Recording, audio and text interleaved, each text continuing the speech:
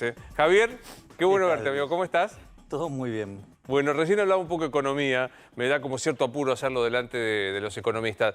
¿3,6 o 3,8 fue la inflación? 3,6. 3,6. ¿Qué significa 3,6? Bueno, en principio es el doble de lo que tendría un país normal en un año, como concepto.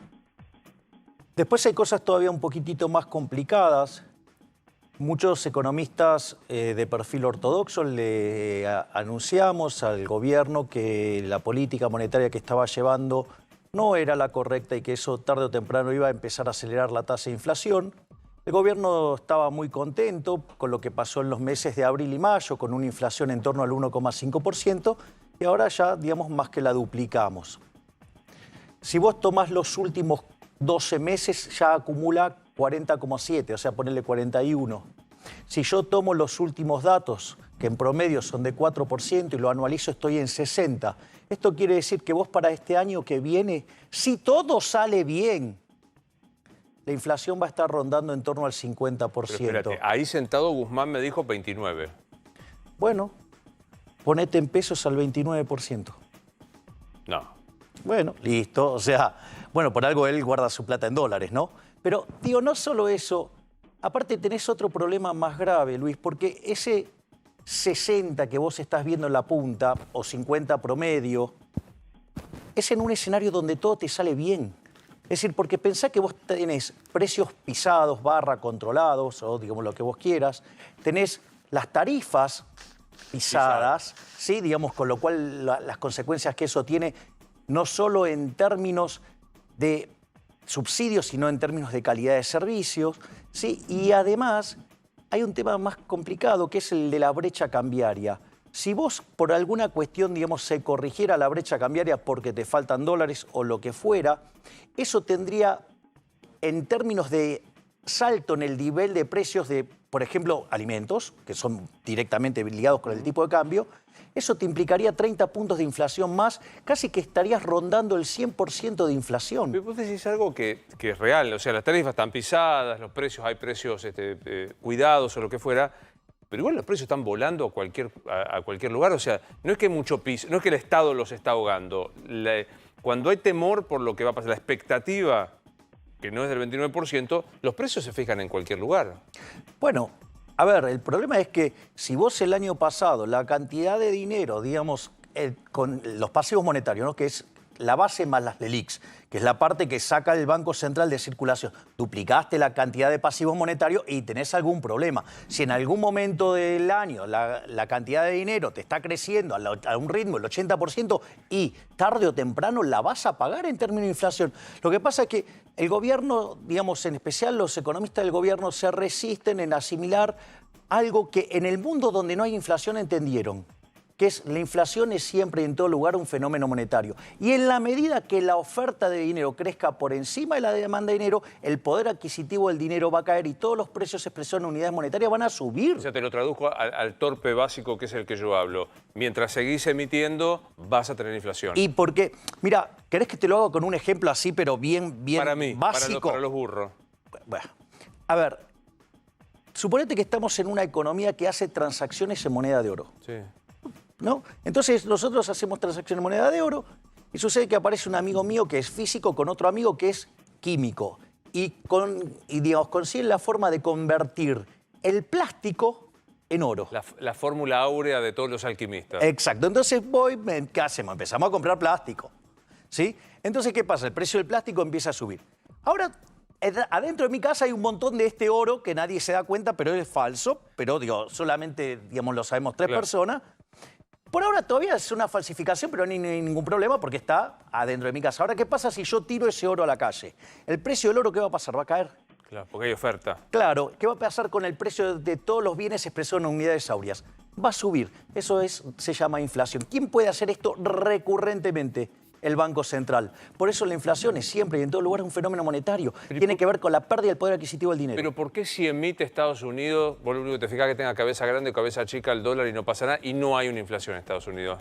Porque la frase se completa que en la medida que la oferta de dinero crezca más que la demanda de dinero, eso generará una pérdida del poder adquisitivo del dinero. O sea, si alguien estuviera demandando el oro que yo emití fraudulentamente, claro, no pasa nada con la pérdida O del sea, poder. a la gente le cree al Washington. Es lo que pasa es que cuando, por ejemplo, a ver, ¿qué te diría el burro de Kicillof? Porque es un ignorante, o sea, así que hay que decir las cosas como son. Dice, no, porque durante la crisis subprime Estados Unidos triplicó la cantidad de dinero. Sí, pero el aumento en la aversión al riesgo, la gente se asustó tanto, se desprendió de todos los activos riesgosos y ¿qué hacía? Demandaba títulos públicos emitidos por el Estado, ya sea bonos propiamente dicho o dinero, o sea, dólares. Entonces, tuvo que emitir todo eso para evitar una deflación. A ver, para que te des una idea, por ejemplo, lo que pasó en la subprime. Cuando fue la Gran Depresión, el aumento de la demanda de dinero, la gente se asustó tanto que la velocidad a la cual circulaba el dólar, o sea que la gente, si vendés y se queda con los dólares en el bolsillo, circula menos veces. Cayó 25% y como la Reserva Federal no emitió, generó un desastre, se destrozó el nivel de actividad, del empleo y además hubo deflación. Para que te des una idea del tamaño del despiole que fue la subprime, la velocidad de circulación cayó 75%. O sea, fue 3 veces más grande que la depresión. Si Bernanke no salía a emitir como una bestia, bueno, hubiéramos tenido un desastre. Yo ya sé lo que pensás de los keynesianos. Lo tengo re claro, ni te lo voy a preguntar. Pero ¿no te cae un poquito mejor Guzmán? Viste que lo aplaudieron los empresarios. O sea, digo, en el marco de lo que hay, Guzmán parece el más razonable. ¿Te cae un poquito mejor? Para mí, digamos, o sea, es un conjunto es una competencia de quién es más burro. No te cae bien. No, porque además es un mentiroso y es un inmoral. Uy. ¿Cómo? Digamos, o sea, a ver, cuando él arrancó como ministro, dijo, no vamos a ajustar, y después mandó, ¿sí?, una suba de impuestos por el equivalente de 2 puntos del PBI. O sea que ahí mintió. Y cuando le hicieron el punto, dijo, no, esto no es ajuste, porque no estoy bajando el gasto. O sea que además es un inmoral, porque labura para los políticos. O sea, labura en contra de la gente. Porque cuando tiene que elegir entre subir los impuestos o bajar el gasto, prefiere subir los impuestos, joderle la vida a la gente, joderle la vida al que produce y favorecer a los parásitos de la política. Pero digo, si fuera por el ala más ortodoxa, estarían todas las tarifas directamente congeladas, todos los precios congelados, el Estado el Estado mandando a los militantes a ver cuánto compramos la leche. Digamos, Esa es muy divertida.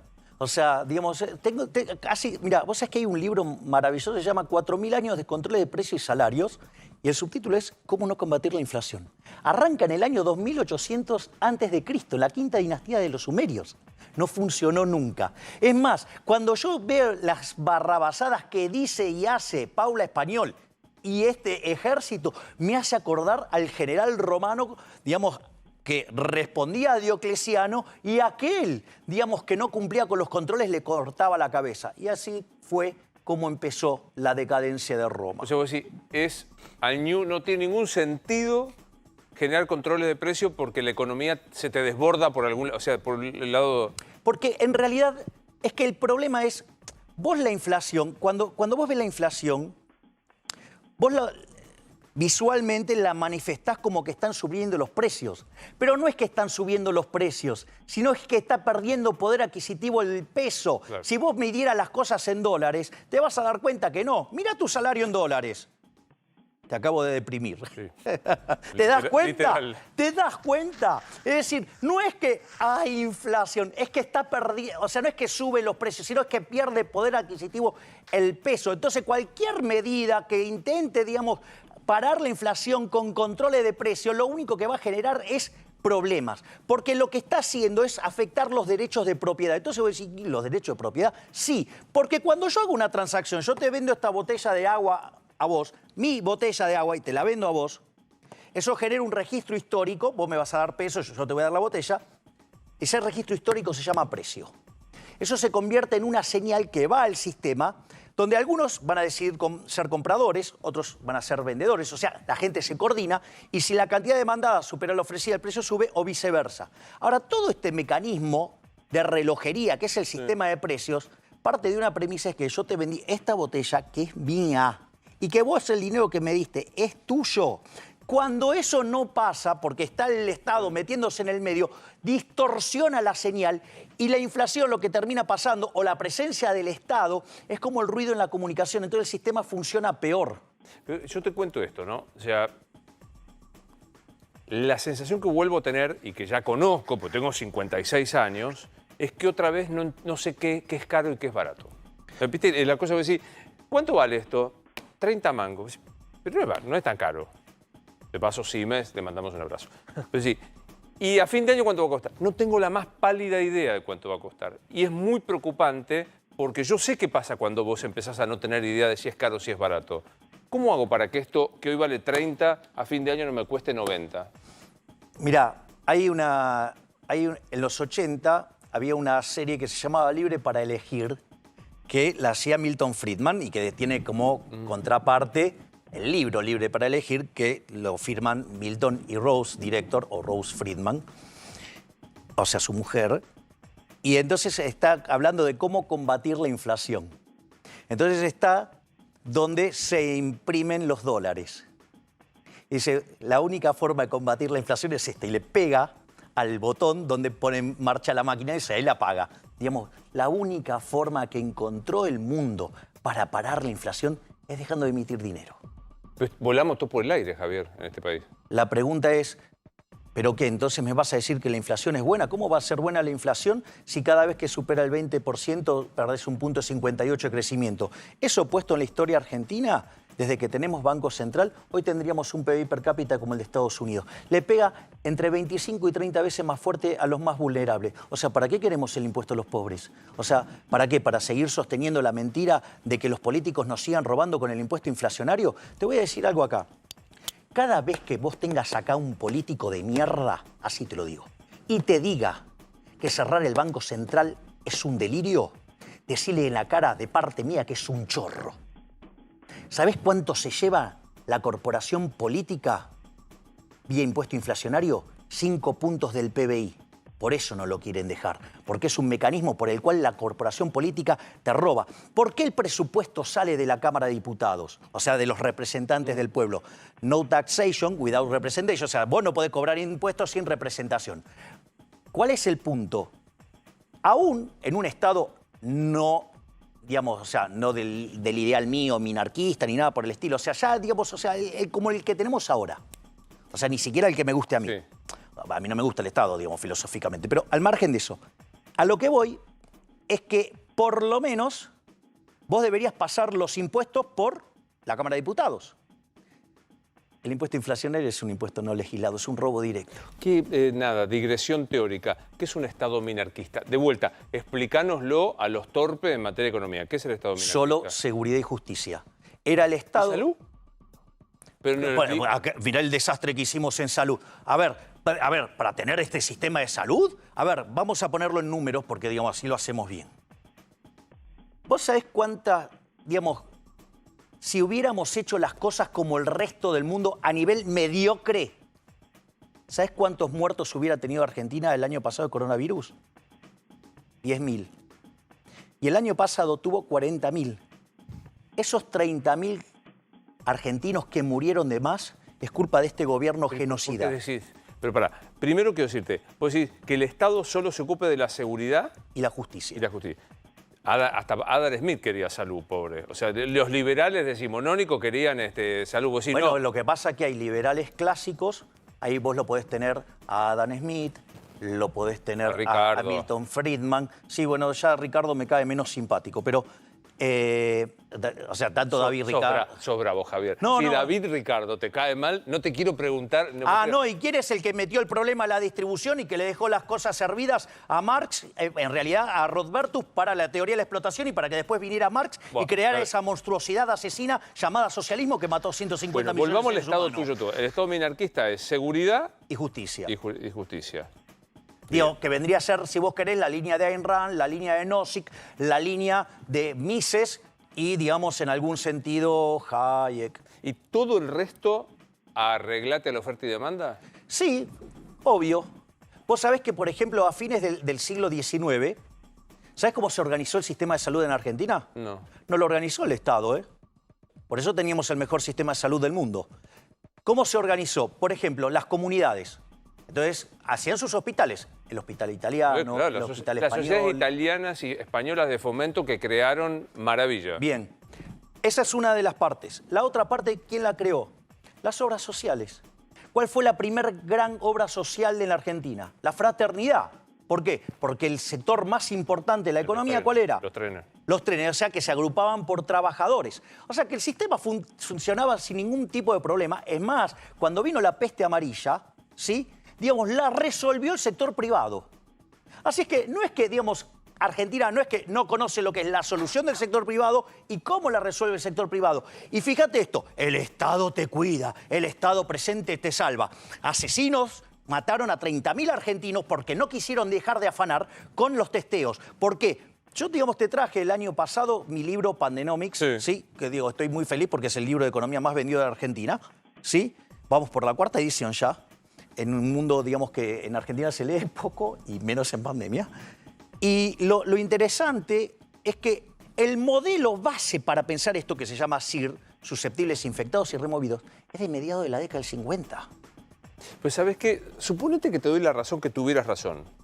La transformación de este Estado, que hace de todo, mal, coincido con vos, pero lo hace, a que se retire y se quede con la seguridad y la justicia, llevaría a un sufrimiento de la enorme mayoría de los... 1 de cada 2 es pobre, ese 50% pobre, la va a pasar horrible. A ver, el tema es, ahí son dos cosas.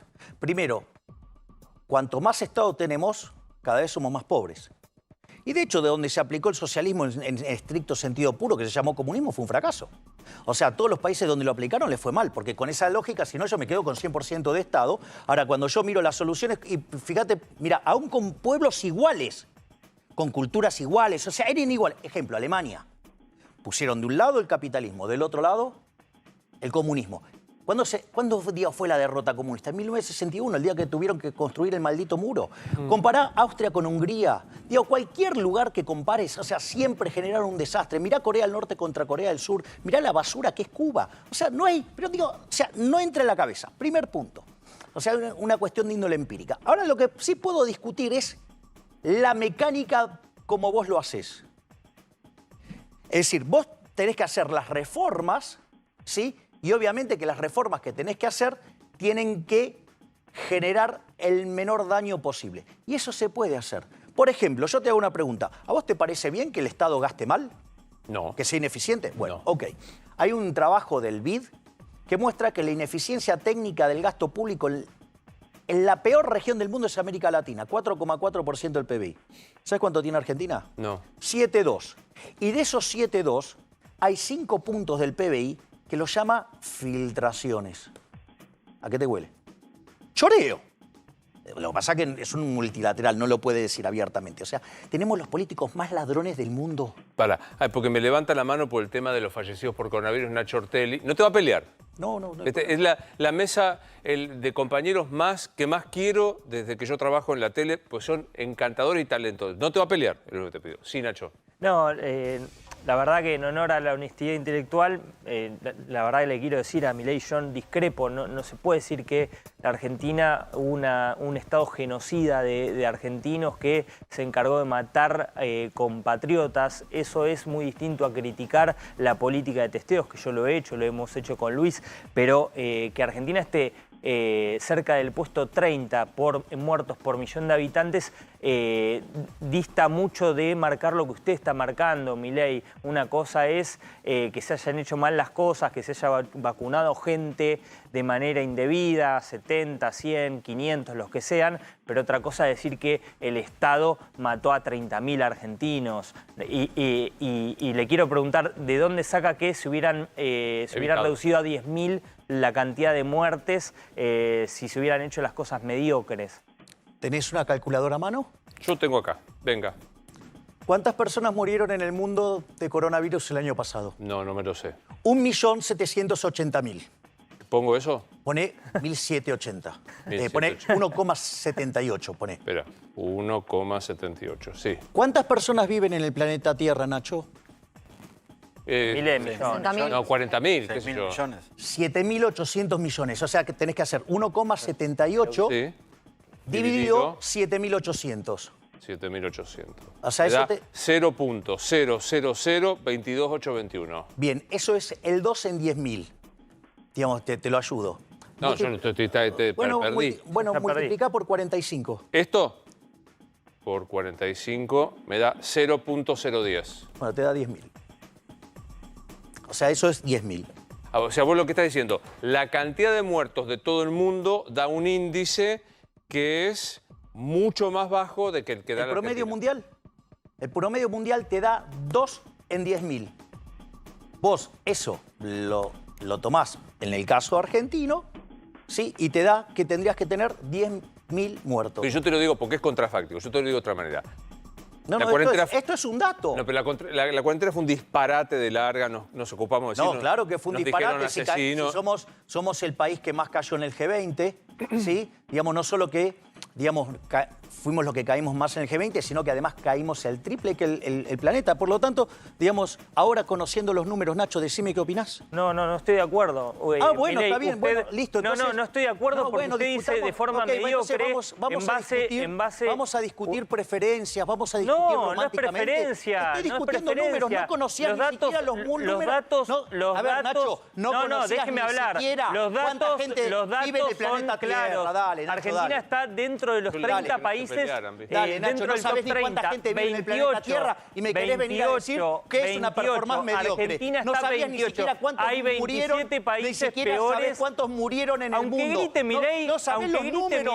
Nacho, no sabés los números. Si querés discutir no le conmigo, sirve nada gritar. no conocés los números. No le sirve nada Primero gritar. tenés que aprender de no saber le hacer sirve las de nada cuentas. gritar, Milei. No le sirve de el nada. problema, ¿sabés cuál es, Chicanee Nacho? todo lo que vos quiera. empezaste a levantar Se el expone tono de usted, voz se porque expone no usted, sabes puedo hacer mediar, ni siquiera, puedo o no mediar, sabes, puedo o no sabes Hay hacer las 27 cuentas. países, Pará, hay 27 o no países. sabes hacer las cuentas. Hay 27 Dos, países. ¿cuántos países que hay en el hay mundo entonces, 27 Nacho? países, ¿Cuántos países hay en el mundo? 27 países que Hay más están de- peor, cerca de que están 200, peor dale. que la Argentina. Nacho, 27 dale, Nacho, dale, países. dale, vamos por los Hay números. No 27 sabías la países. cantidad de muertos Si en el usted mundo. quiere descalificar No sabés Milei, cuánta no voy a gente entrar en vive en esa. el mundo. Yo le Y me quiero venís a consultar, decir ¿qué cuánto es el número considera promedio. mediocre? No sabés nada. Les quiero decir algo que no se considera entiende. mediocre? Para Nacho, no se entiende nada de los gritos. De verdad, intentaba que no discutiéramos, que cambiáramos ideas.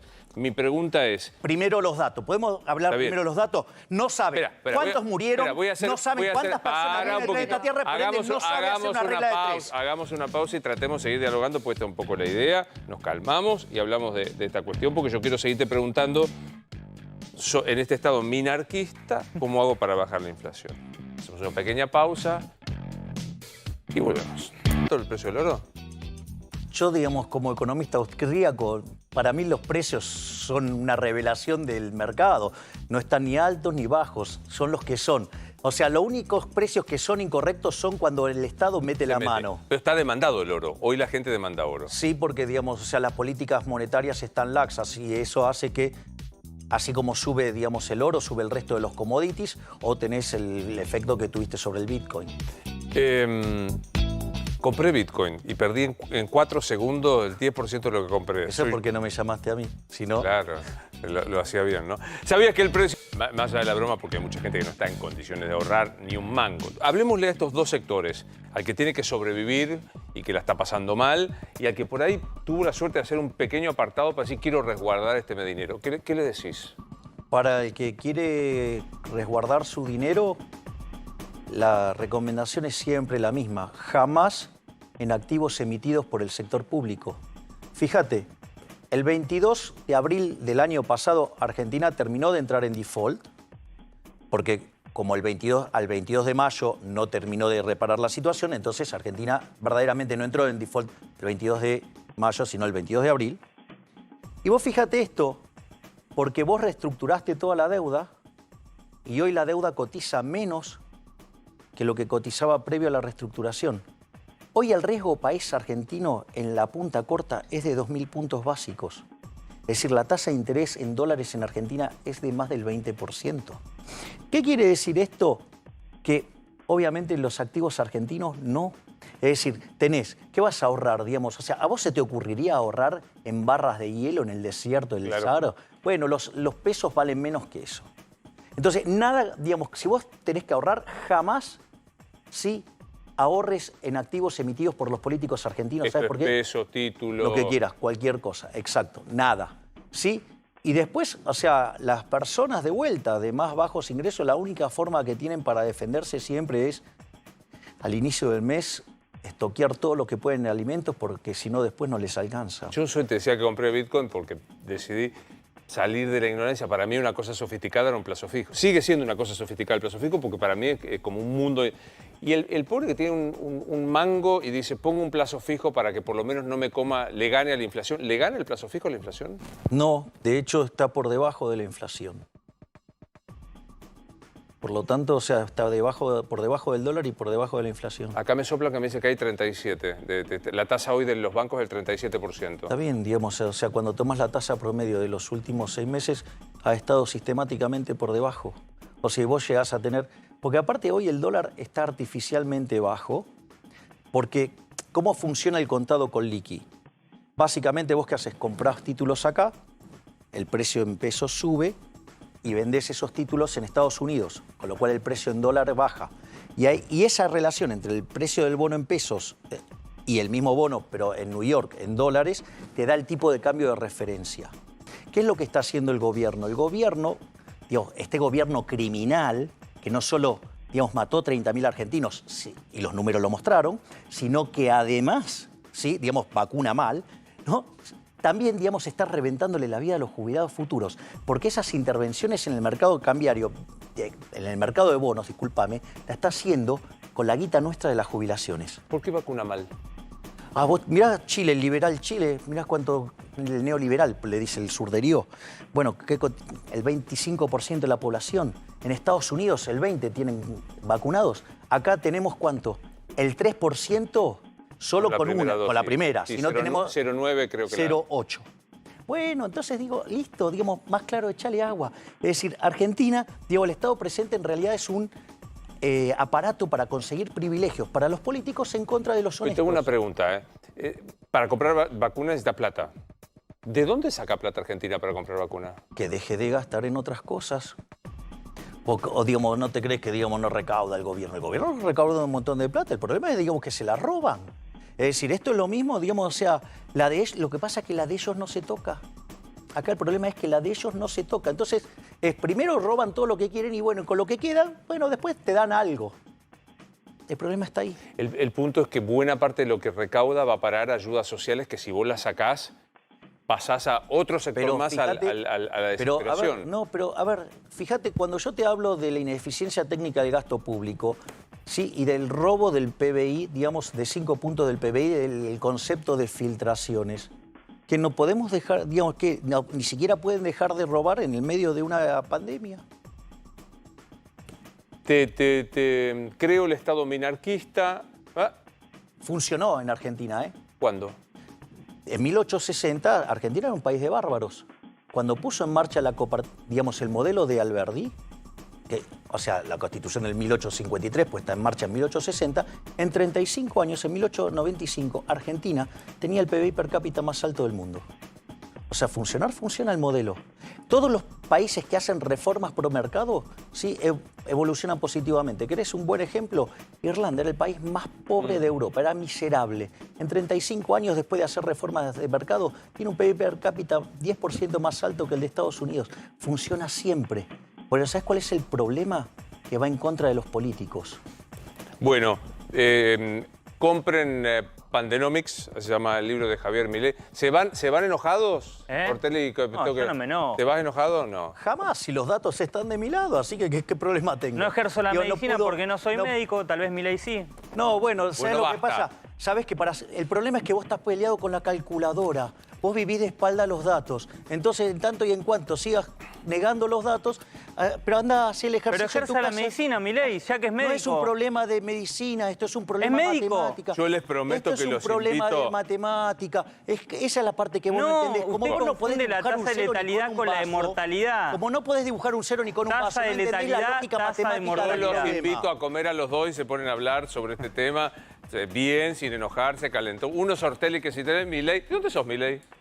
Italiano. ¿De dónde? ¿Pero en qué lugar? Bueno, los dos. De la Lombardía. ¿Lombardo?